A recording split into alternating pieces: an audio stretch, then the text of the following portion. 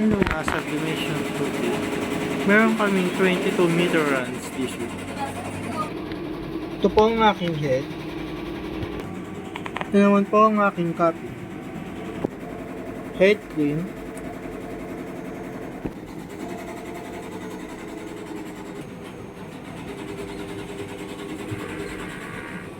Nozzle test.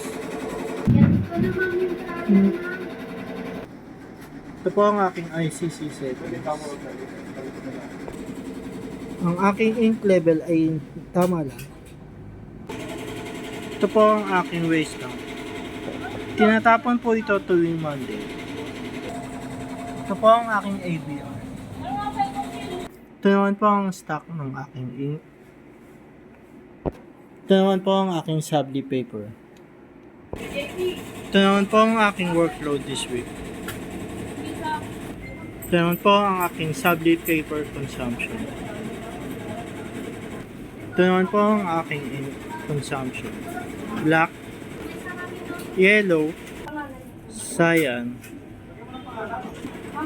at magenta. Ito naman po ang aking weekly checklist. Thank you.